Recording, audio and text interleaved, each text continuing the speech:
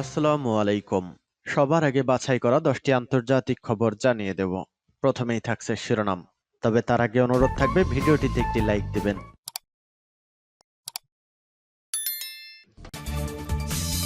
দখলদার ইসরায়েলি বাহিনী এবং লেবানন পুরোদমে যুদ্ধ চলছে, যার জেরে পৃথিবী এখন তৃতীয় বিশ্বযুদ্ধের দ্বারপ্রান্তে।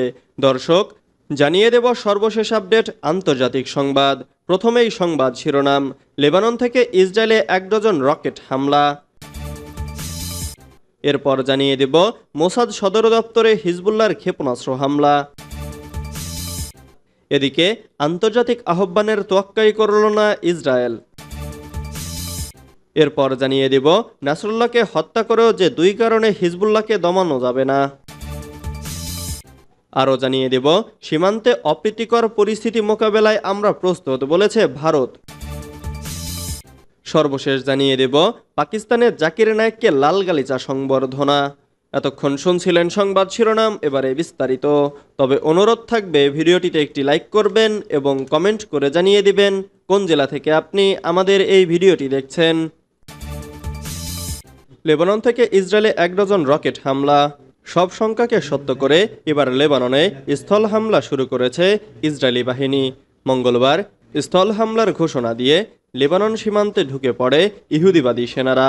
ইসরায়েল দাবি করেছে হামলাটি সীমিত এবং নির্ধারিত লক্ষ্যবস্তু লক্ষ্য করে চালানো হয়েছে। তবে থেমে নেই লেবাননের প্রতিরোধ যোদ্ধা হিজবুল্লাহ। তারাও ইসরায়েলে হামলা চালিয়ে আসছে। গোষ্ঠীটি জানিয়েছে ইসরায়েলি অবস্থানকে কেন্দ্র করে 1 ডজন রকেট হামলা চালানো হয়েছে। মঙ্গলবার 1 অক্টোবর আল জাজিরার এক প্রতিবেদনে এ তথ্য জানানো হয়েছে। হিজবুল্লাহ জানিয়েছে ইসরায়েলি সেনারা স্থল অভিযান শুরু করলেও তারা তাদের বিরুদ্ধে অভিযান অব্যাহত রেখেছে।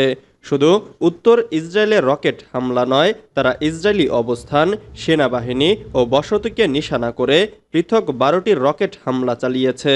গোষ্ঠীটি জানিয়েছে লেবাননে ইসরায়েলের সামরিক সক্ষমতা অক্ষত রয়েছে। অন্যদিকে ইসরায়েলে কেবল দক্ষিণে নয়, বেকা উপত্যকা সহ দেশ জুড়ে হিজবুল্লাহর স্থাপনাকে নিশানা করেছে। কেবল লেবানন নয়, গোটা মধ্যপ্রাচ্যকে একাই অশান্ত করে রেখেছেন ইসরায়েলি প্রধানমন্ত্রী বেনিয়ামিন নেতানিয়াহু। 1 বছরের বেশি সময় ধরে ধ্বংসলীলা চালিয়ে যাচ্ছে গাজা। এবার মাটির সাথে মিশিয়ে দিতে চাইছেন আরেক দেশ লেবাননকে। সেখানে দিনে রাতে ফেলা হচ্ছে টনকে টন বোমা, চোখের পলকেই গুড়িয়ে দেওয়া হচ্ছে বিভিন্ন ভবন। মোসাদের সদর দপ্তরে হিজবুল্লাহর ক্ষেপণাস্ত্র হামলা। লেবাননের প্রতিরোধ গোষ্ঠী হিজবুল্লাহ জানিয়েছে তারা ইসরায়েলের গিলদ সামরিক ঘাঁটি ও তেল আবিবের নিকটবর্তী মোসাদ সদর দপ্তরে হামলা চালিয়েছে। ফাদিফোর রকেট ব্যবহার করে এই হামলা চালানো হয়। ইসরায়েল জানিয়েছে লেবানন থেকে তেল আবিবে আছড়ে পড়া রকেটের আঘাতে বেশ কয়েকজন বসতি স্থাপনকারী আহত হয়েছে। যুদ্ধের শুরু থেকে এটা হিজবুল্লাহর চালানো অন্যতম বড় হামলা বলেই দাবি করা হচ্ছে। হিজবুল্লাহ এর আগে জানিয়েছিল তারা লেবাননে ইসরায়েলের মারাত্মক হামলার প্রতিশোধ নিতে অধিকৃত ফিলিস্তিনি ভূখণ্ডের উত্তর অংশে আর্টিলারি এবং রকেট হামলায় ইসরায়েলি সেনাদের সমাবেশকে লক্ষ্যবস্তু করেছে। আজ মঙ্গলবার প্রকাশিত পৃথক বিবৃতিতে হিজবুল্লাহ বলেছে শত্রু সেনাদের জমায়েত লক্ষ্য করে তারা মেতুল্লাহ, অভিভীম এবং রোশপিনা বসতিতেও হামলা চালিয়েছে।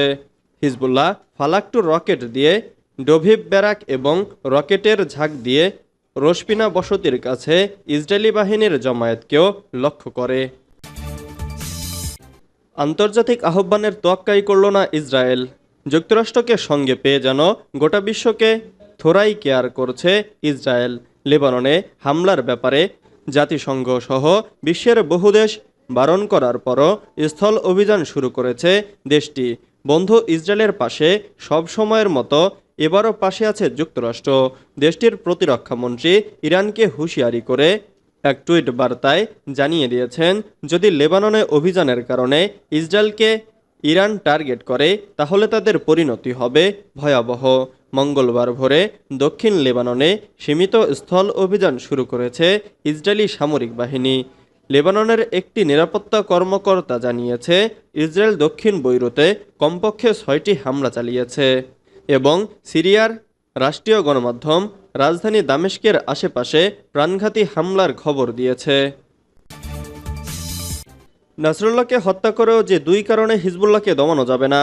লেবাননের সশস্ত্র গোষ্ঠী হিজবুল্লাহর প্রধান নেতা হাসান নাসরুল্লাহকে হত্যা করেও গোষ্ঠীকে দমাতে পারবে না ইসরায়েল। এ গোষ্ঠীর বিকেন্দ্রীভূত কাঠামো এবং মতবাদের কারণে ফের পুনর্গঠনের ক্ষমতা রাখেন তারা। দলটির ঘনিষ্ঠ একটি সূত্র মিডল ইস্ট আইকে এ তথ্য জানিয়েছে। নাম প্রকাশে অনিচ্ছুক ওই সূত্র জানায়, গত কয়েক সপ্তাহ ধরে হিজবুল্লাহর নেতৃত্ব ও শীর্ষ কমান্ডারদের লক্ষ্য করে ইসরায়েলি গুপ্ত হত্যা এবং এর নিরাপদ যোগাযোগ নেটওয়ার্কে লজিস্টিক হামলা দলটির সামরিক ও নিরাপত্তাকে উল্লেখযোগ্যভাবে দুর্বল করে দিয়েছে। তবে তিনি বলেন, হিজবুল্লাহর অন্যতম শক্তি হচ্ছে এর বিকেন্দ্রীভূত কাঠামো। হিজবুল্লাহর শ্রেণীবিন্যাস এখনও বিদ্যমান, প্রতিষ্ঠান বিদ্যমান এবং লেবাননের বিভিন্ন অঞ্চলে বিভিন্ন নেতৃত্ব এখনও রয়েছে। সুতরাং এটি দলের অবিচলিত মানবিক ও সামরিক অবকাঠামো থেকে নিজেকে পুনর্নির্মাণ করতে পারে। সীমান্তে অপ্রীতিকর পরিস্থিতি মোকাবেলায় আমরা প্রস্তুত বলেছে ভারত। প্রকৃত নিয়ন্ত্রণ রেখা নিয়ে চীন ও ভারতের মধ্যে বেশ কয়েক বছর ধরেই উত্তেজনা বিরাজ করছে, যা এখনও চলছে।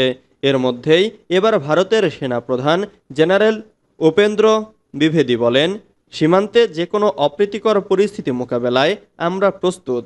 ভারতীয় সংবাদ মাধ্যম এনডিটিভির এক প্রতিবেদনে এ তথ্য জানা গেছে। উপেন্দ্র দ্বিবেদী সম্প্রতি চাণক্য ডিফেন্স ডায়লগ নামের একটি অনুষ্ঠানে বলেন, চীন সীমান্তে পরিস্থিতি এখন স্থিতিশীল, তবে এখনও পরিস্থিতি স্বাভাবিক হয়নি। সীমান্ত এখনও স্পর্শকাতর অবস্থায় রয়েছে। 2020 সালের আগে সীমান্তে যে শান্ত পরিস্থিতি ছিল, ভারত সেই পরিস্থিতি ফিরিয়ে আনতে চাইছে বলেও মন্তব্য করেন ভারতীয় সেনাপ্রধান। এর আগ পর্যন্ত সীমান্ত শান্ত বলা যাবে না বলে উল্লেখ করেন তিনি। ভারতের সেনাপ্রধান বলেন, পরিস্থিতি স্থিতিশীল, তবে এটি স্বাভাবিক নয়, বরং সংবেদনশীল। যদি তাই হয় তাহলে আমরা কি চাই? আমরা চাই 2020 সালের এপ্রিলের আগে যে পরিস্থিতি ছিল তা পুনরুদ্ধার করা হোক। চীনের সঙ্গে সম্পর্কের ব্যাপারে সেনাপ্রধান বলেন, চীনের সঙ্গে আপনাকে অবশ্যই প্রতিযোগিতা, সহযোগিতা, সহাবস্থান, মোকাবেলা ও প্রতিদ্বন্দ্বিতা করতে হবে। সুতরাং 2020 সালের আগের অবস্থান পুনরুদ্ধার না হওয়া পর্যন্ত পরিস্থিতি সংবেদনশীল থাকবে। এ নিয়ে আমাদের উদ্বেগ থেকেই যাবে। তাছাড়া বিশ্বাস এখন সবচেয়ে বড় সংকটে পরিণত হয়েছে। পাকিস্তানে জাকির নায়েককে লাল গালিচা সংবর্ধনা। জনপ্রিয় ধর্মপ্রচারক ও বিশ্লেষক ডক্টর জাকির নায়েককে লাল গালিচা সংবর্ধনা দিয়েছে পাকিস্তান।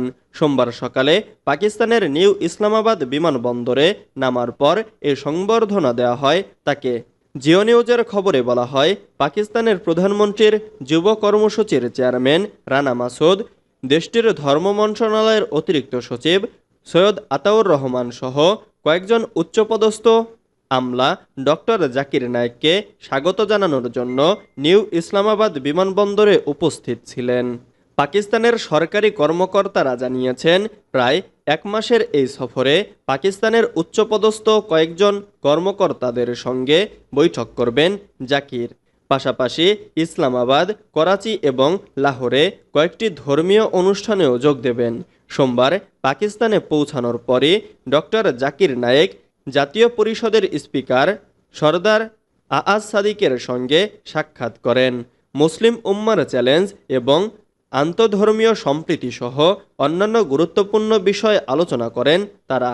এ সময় ডক্টর জাকির নায়েক বলেন, মুসলিম উম্মার উচিত নিজেদের ভেদাভেদ ভুলে কুরআন সুন্নাহর আলোকে ঐক্যবদ্ধ হওয়া। ইসলাম শান্তি, ভালোবাসা ও ভ্রাতৃত্বের ধর্ম। আমার প্রচার কাজের উদ্দেশ্য বিশ্বে ইসলামের শান্তি ও ভালোবাসার প্রকৃত বার্তা তুলে ধরা।